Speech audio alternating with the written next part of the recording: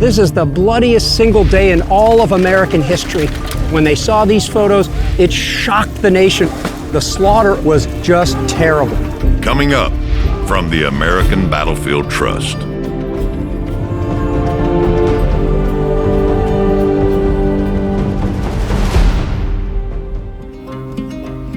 Although photography was already decades old at the time of the Civil War, it literally took decades for the technology to advance sufficiently to allow for mass production of photographs, and also to allow photographers to actually go out into the field and make documentary images of events as they unfolded. One of those early sort of pioneering photographers was Matthew Brady, and one of his employees was Alexander Gardner, who with his crew came in the footsteps of the soldiers and actually came to the Antietam Battlefield just days after it ended. Let us now step into their photographs.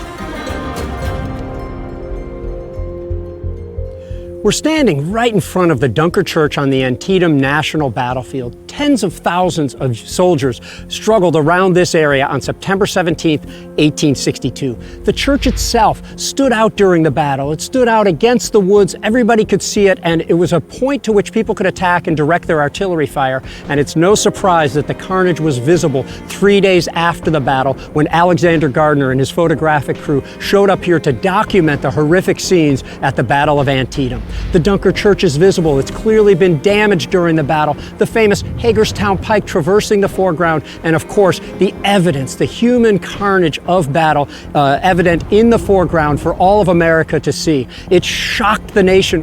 One newspaper correspondent said that if Mr. Brady, who owned the photographic firm, had not dragged the bodies to our doorsteps, he has done something very like it. From a very similar location, Gardner simply pivoted his camera and recorded a battery unlimbered specifically for this picture. Let's step into that one.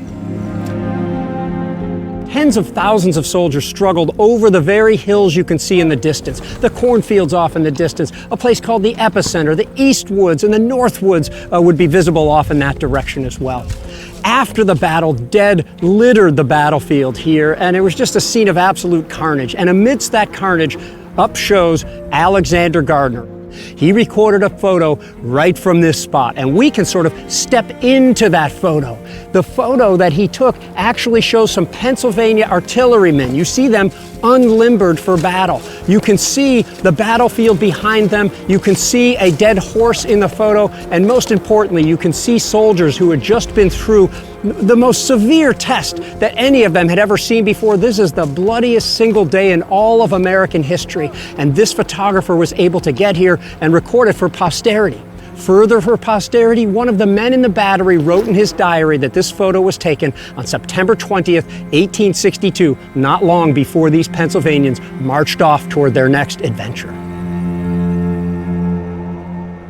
After recording numerous photos around the Dunker Church and environs, Gardner moved north, and then he is going to be presented with a scene of dead soldiers twisted and mangled along a rail fence on the Hagerstown Pike. During one of the earlier phases of the Battle of Antietam, Confederate soldiers from Louisiana took position along this fence, along the Hagerstown Pike at the battlefield of Antietam.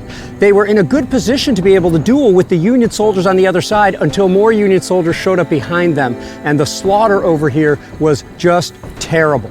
Now, Alexander Gardner and his crew came here not long after, and if you look behind you here, you can see one of the famous photos they took of the carnage here along the Hagerstown Pike, looking up the hill with the Hagerstown Pike sort of on the right side of the photo at that point, or of your view. Gardner didn't stop there. He took additional photos here for a total of 5 photos showing the dead along the Hagerstown Pike. As the burial crews did their work, Gardner's opportunities to photograph more dead on the battlefield evaporated. And he turned to more traditional subjects, including an extensive series more than a mile to the south of the Burnside Bridge. After the first failed attempt to capture Burnside Bridge at 10 a.m., Burnside tried again. At noon, he failed again. At 1 p.m., though, the third time was the charm, as New York and Pennsylvania soldiers charged across the bridge and overwhelmed the weakened Confederate force. A few days later, Alexander Gardner and his crew showed up at this location and recorded this scene through their wet plate camera. You can see in the photo the graves of some of the New Yorkers and maybe some Pennsylvanians who perished during their attempt to capture the bridge. You can actually see a soldier posed by Alexander Gardner along this very wall overlooking the scene that you see right now.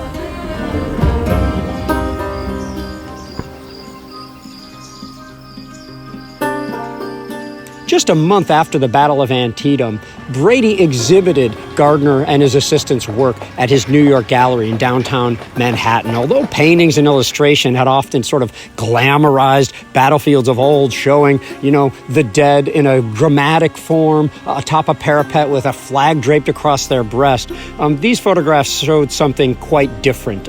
His exhibition was called The Dead of Antietam, and crowds came in and newspaper people came in and got to see what the true glory of war looked like. It wasn't like they imagined. It was cold, it was lonely, it was the opposite of a good 19th century death, as they called it. From that date forward, photography and the public's perception of war would forever change. Get inspired at battlefields.org.